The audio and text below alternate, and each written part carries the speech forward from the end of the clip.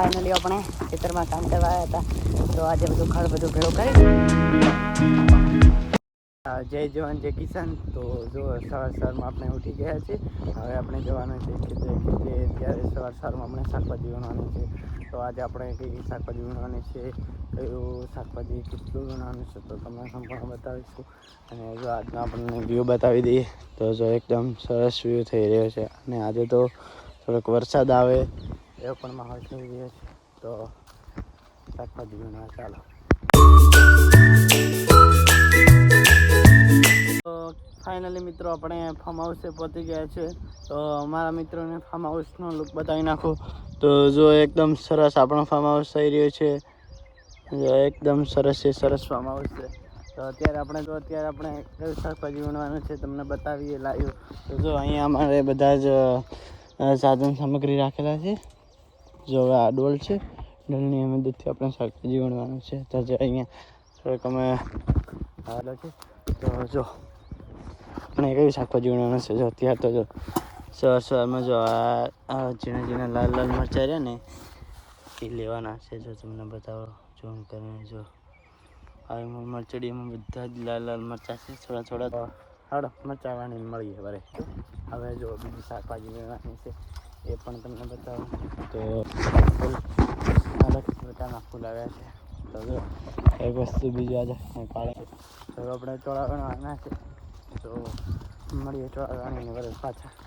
જો ફાઇનલી આપણે ચોળા વીણી નાખી છે. તો જો અત્યારે ફરીવાર ચોળાનો લુક બતાવી દઈએ ખેડૂતોને. અત્યારે તો બહુ વાદળ થઈ ગયા છે, કેમ કે ખેતરમાં વરસાદ આવે એવો માહોલ થઈ ગયો છે. અને જો અહીંયા આપણે ટૂંક સમયમાં નવી ખેતીની શરૂઆત કરવાની છે. ત્યાં પણ આપણે જો એકદમ સાફ સૂફ કરી નાખી છે. તો હવે બીજું શાકભાજી ભણવા માટે જઈએ. તો તમને બતાવીએ કે બીજું કયું શાકભાજી ભણવાનું છે. તો જો હવે આપણે જો પહેલાં તો મરચાં વણી નાખ્યા, હવે ચોળા વણી નાખ્યા, હવે ગુવાર વીણવાના છે. તો તમને બતાવો.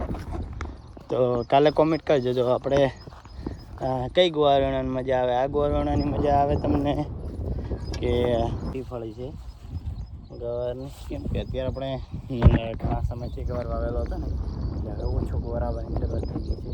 ચાલો હવે આપણે ગુવાર વાણીને મળીએ ને કે હવે મારે જવાનું છે કે ઘરેથી જવાનું છે શાકભાજી લઈને ગામમાં, એટલે ફટાફટ કરવાનું. જો ફાઇનલી આપણે ગવાર પણ વીણી નાખ્યો. હવે આપણે શું વીણવાનો છે તમને બતાવું. તો જો આપણે અત્યારે ને હવે તોંદેલો વાઢવાનો છે. જો આ તોંદેલો આ રીતે આપણે વાઢશે, મમ્મી પપ્પા વાઢે છે. અને જો આટલો તો વાઢી નાખશે તોંદેલો, કેમ કે જો આટલામાં તો કમ્પ્લીટ તોંદેલો વાઢશે. જો તોંદેલાને આવા વાઢશું. મૂળ 250 રૂપિયા કિલો. તો મારા ખેડૂતોને ખબર છે કે કેટલું ઉત્પાદન મળે. મેં પહેલાં વિડીયોમાં તમને બતાવ્યું હતું. મેં જો કેટલા આપણા કેટલા પૈસા મળે છે. અમારી જેમ ખેડૂતો ખેતી કરતા ને મજા આવે. જો આ પિનલ સીડના ચોળા હજુ તો આપણે આવવાની શરૂઆત નથી, કેમ કે પીળા પડી ગયા છે. અને એક ખુશીની વસ્તુ બતાવું તો જો આપણે આ ગુવારમાં એકદમ જો ફૂંચી બેસી ગઈ છે. આમ કહેવાય અહીંયાથી હવે ગુવાર આવવાની શરૂઆત થશે ટૂંક સમયમાં. તો હવે આપણે શું બનાવવાનું છે તમે બતાવો.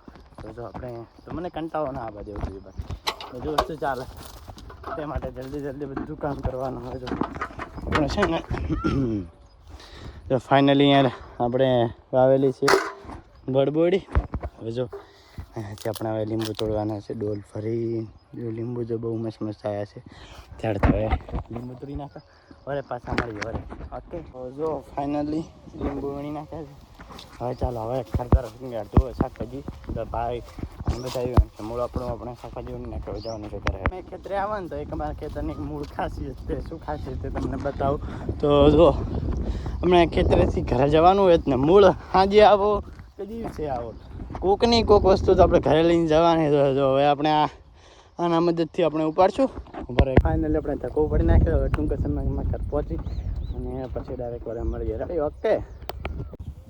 બીજી વાર ખેતરમાં આવી ગયો.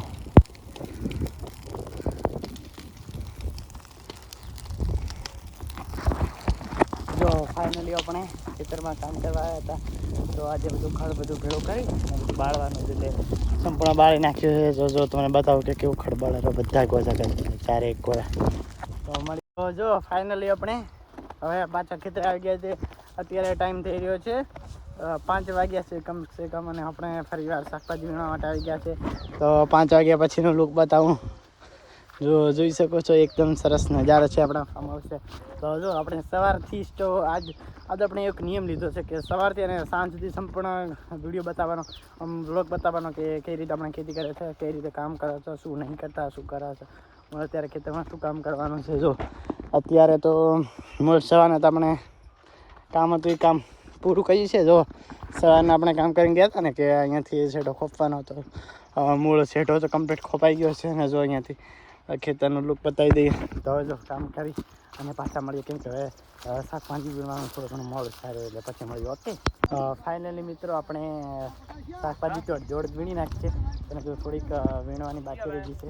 તો જો તમને એક વસ્તુ બતાવું તો જો આપણા મરચામાં એકદમ જો ચકલીઓ આવી ગઈ છે. જો કેવી ચકલીઓ આવી છે, ખાલી અકમ ભરચક થઈ ગઈ છે. તો હું તમે કને જશું ને એટલે ઉડી જશે આજે આ બધી ચકલી જતી રહી.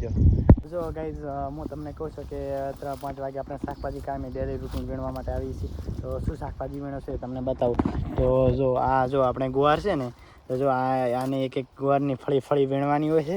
જો આપણે આ મોટો ગુવાર છે, આની અંદર જો આપણે હાઈટ પ્રમાણે ગવાર છે, આટલો ઊંચો ગુવાર વધેલો છે. અને અમે લગભગ 2 કિલો જેવો ગુવાર વાવ્યો હતો. એકદમ મારા ખેડૂતોને સાચું કહીશ તો ઉત્પાદન બહુ સરસ મળે છે, અને ગુવાર પણ બહુ સારો ઉતરે છે.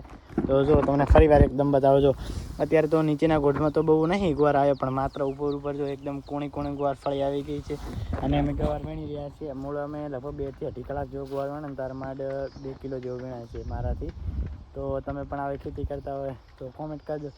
હજી સુધી આપણે બ્લોગ કન્ટિન્યુ રાખવાનો છે, જેથી એડા રોજ બ્લોગ બનાવવાનું સ્ટાર્ટ કરું. ડેલી સવારથી સાંજ સુધી બનાવવાનો છે. તો મળીએ નેક્સ્ટ બ્લોગમાં. કેવો લાગે બ્લોગ આપણે આજે દિનચર્યા બતાવું છે.